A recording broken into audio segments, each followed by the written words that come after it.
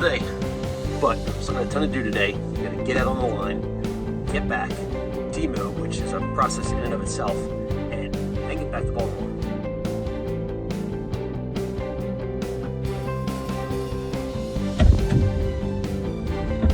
So there was a palpable happiness that can be felt around the camp today. I think everybody's excited to be getting home. I know I am. I actually treated myself this morning.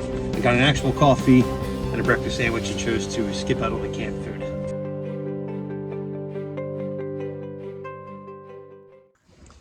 All right, I'm going to take a few seconds here, do a little truck talk. So usually the fire season is accompanied by just hot and dry temperatures because obviously that's what ideal for things to burn and especially burn out of control. But using this past season as an example, it is definitely possible to have heavy rains accompany the fire season. And that just makes everything from the fire line to the fire camp just a wet, sloppy, muddy mess to be working in. And one of the things that actually kept us fairly busy, believe it or not, was warm water immersion injuries. So when this first started to manifest, a lot of people were like, oh, look, they have trench foot. And the problem is it's not really trench foot because trench foot is officially known as non-freezing cold water immersion injury. And this is referring to an injury caused to tissue by exposure, not resulting in freezing, which is why it's not quite a frostbite, but there's still injury being done.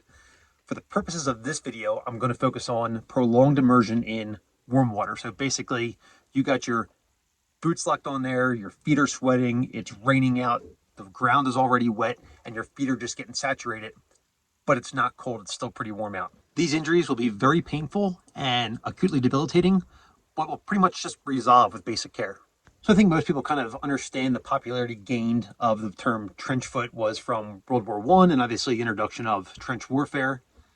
Warm water immersion injury was actually first coined by soldiers in Vietnam and is a transient syndrome that manifests as painful, white, wrinkled soles of the feet due to immersion in warm water.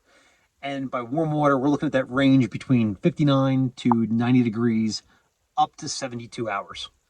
Right there in that nice range of being out, maybe spike camped and just in those boots for that period of time. It's pretty much perfect.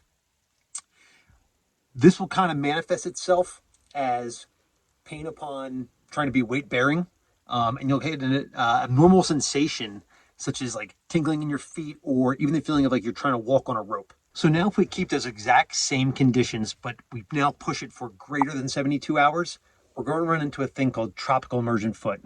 This was also, coined by Vietnam soldiers. And basically this is the more severe case where your patient's probably going to initially complain of a burning of their feet. They're going to have symmetrical swelling and they won't be able to walk due to how bad the pain is. Once you get their boots off, you probably won't be able to get them back on just due to how severe the swelling will be. You'll also have pitting edema. Their feet will probably be bright red. And you'll actually even get a demarcation line at the top of the boot just because of how bad the swelling is. You may see pop blisters or abrasions due to their socks rubbing because the boots aren't fitting like they had, originally had. And then because of the kind of wet, nasty environment the feet are in and having those abrasions, they're probably going to be febrile because they probably have an infection going on. So the pathophysiology of warm water immersion injury isn't really known. They think it's due to the waterlogging of the outermost layer, which is the most important part of the skin, continuously for up to 72 hours. The good thing is the treatment of this is very easy. You're basically going to dry the feet off and keep them dry for 2 to 3 days, and then it's just pretty much resolved on its own. Now, the pathophysiology for tropical immersion foot, they think is caused by the passage of water through the epidermis into the dermis when the feet are continuously exposed to that warm water for greater than 72 hours.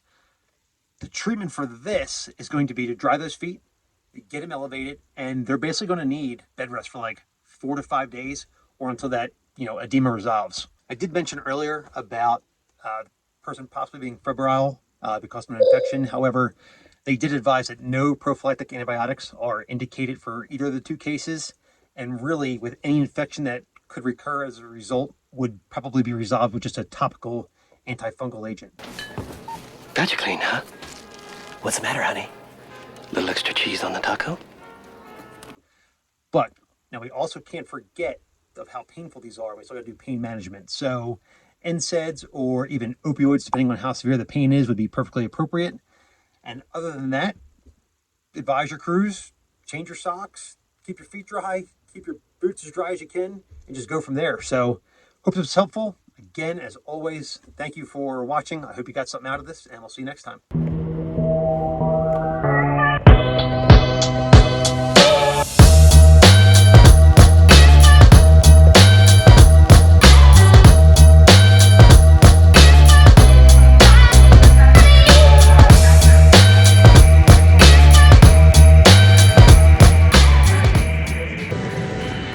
Last day was awesome. We even did a drill to finish it out. We just were playing, and now we got to get back.